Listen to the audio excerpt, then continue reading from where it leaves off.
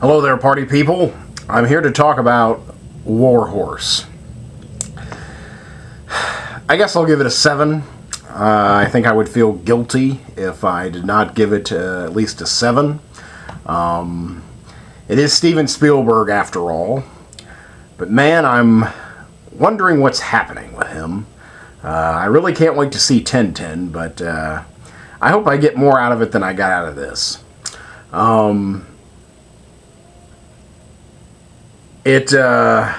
I will go ahead and give it a 7,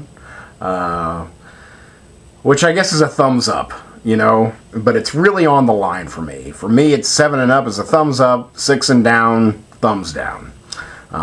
So that's technically a thumbs up for this because there is a lot to be admired and enjoyed in the film, but there is also a lot of irritating things.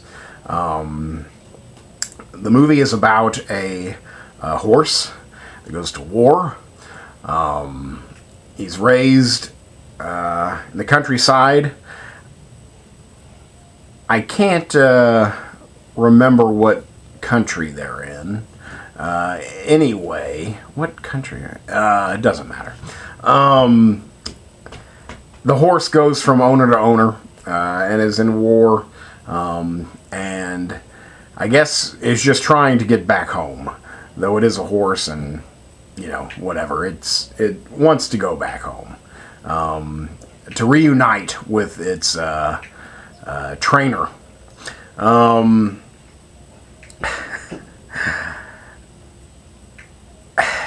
I found it to be derivative of other Spielberg works. In a way, it felt like he wasn't even trying at all. It was like, well, let's just do what I've done every single movie since, gosh, I don't even know. All these Spielberg films are starting to just blend for me.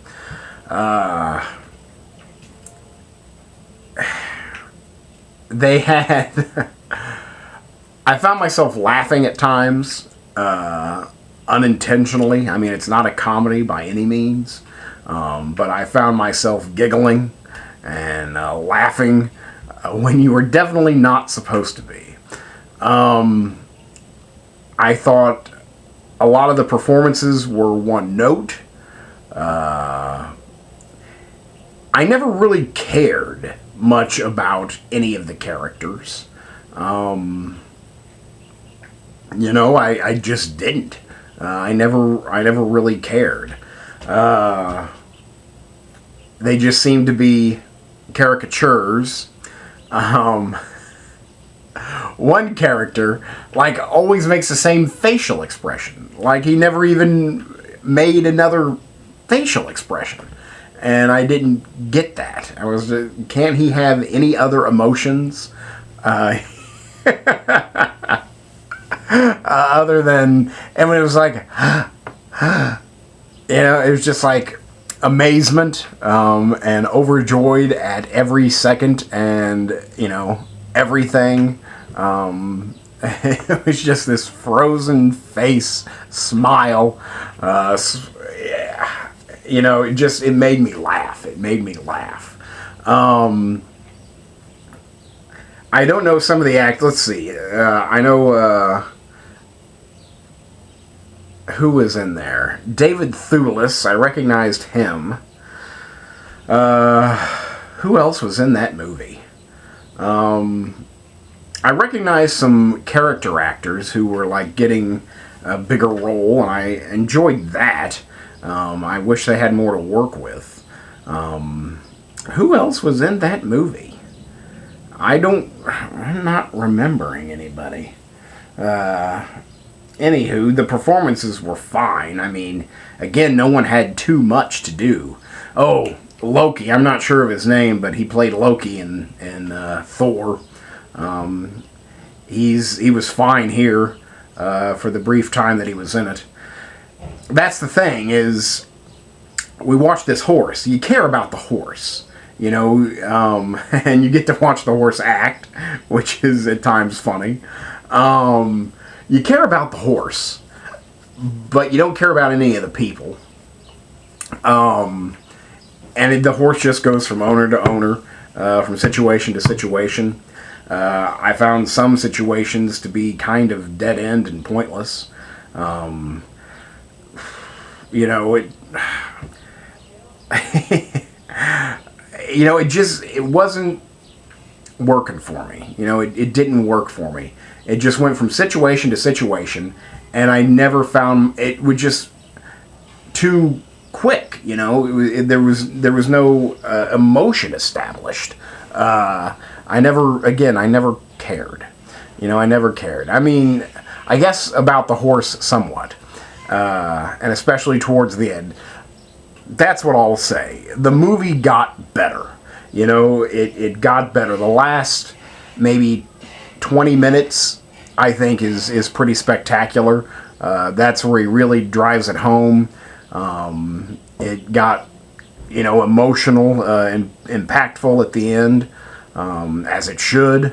But it just seemed like it was top heavy. You know, you've got all this emotion and all this power at the very end, and it's not standing on anything. So you know, that's an issue. But it did really drive home the point, and I think the perfect word for this would be, you know, Hallmark. It's a Hallmark movie, which, you know, for me kind of means, you know, it's well made. It's, you know, sentimental. It's effective, but it does not come from the heart. It is mass produced. Does not come from the heart. So I think this is a really Hallmark movie, which is fine. It gets the job done, there's not much soul to it. A couple people walked out, and that is a couple. So someone in that couple wanted to walk out. I can't say the theater was anywhere near full. It was maybe a quarter full, if that. And two people walked out. You know, it was kind of boring. Again, I tell you, it gets better. The first, maybe within like 15 minutes, and it was late, and I did see a long movie right before this, and this was a long movie. I saw Dragon Tattoo right before this, and within the first like 15 minutes, which is something I feel that I never do, especially in the theater, I found myself like nodding off to sleep. You know, it was just like watching, and then all of a sudden, you know, I had to pick myself back up. I had to move around in my seat. I had to sit on the edge of my seat just to keep myself into it. It looks gorgeous. The cinematographer is Janusz Kaminski. I believe that, I think Janusz Kaminski may just be contracted to Spielberg and not allowed to work with anyone else. I think they've worked together at least since Schindler's List, and I'd be surprised if he's had another cinematographer since. All of Spielberg's films look kind of very much the same, and I think that is all due to Janusz Kaminski. He's a brilliant cinematographer, and I believe a multiple Academy Award winner. His work is tremendous here. I mean, he knows how to compose shots. I think that he is, especially in like this, kind of steals focus from Spielberg because his shots are so well composed and just absolutely gorgeous. So again, there's lots to be liked here. Again, this is Spielberg. The production value is second to none. The special effects are fantastic. The war scenes, Spielberg is a disciple of Stanley Kubrick, for better or worse.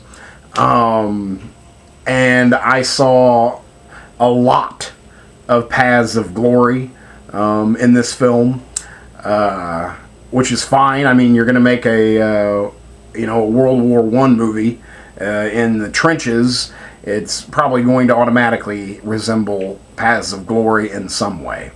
But the production, I mean, everything looked gorgeous. The costumes, perfect. Everything was filthy. I was transported to that time. So there is a lot to be admired here. But I just think that Spielberg is resting on his laurels.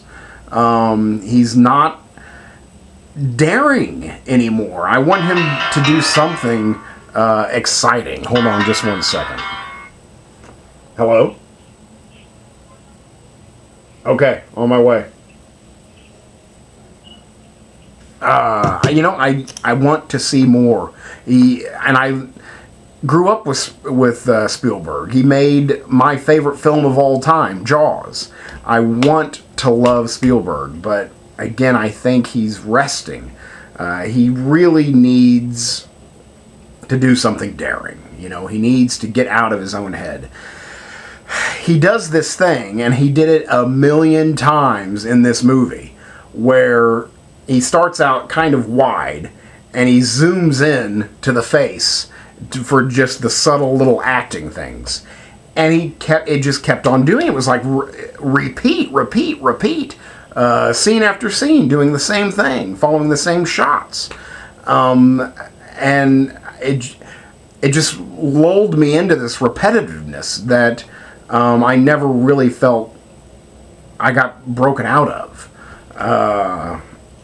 I felt like that horse tangled up in barbed wire. I don't really know what else to say about it. Maybe it sounds like I am giving it a thumbs down. I don't... Because I will recommend it. I mean, I would recommend this to my parents. My parents would probably eat this with a fork and spoon. Normal people, I think, would love it. And I do believe it's gotten a Best Picture nomination from at least the Producers Guild, which kind of, in a way, guarantees it for a Best Picture nomination at the Academy Awards. But we'll see. Again, there's lots to be admired.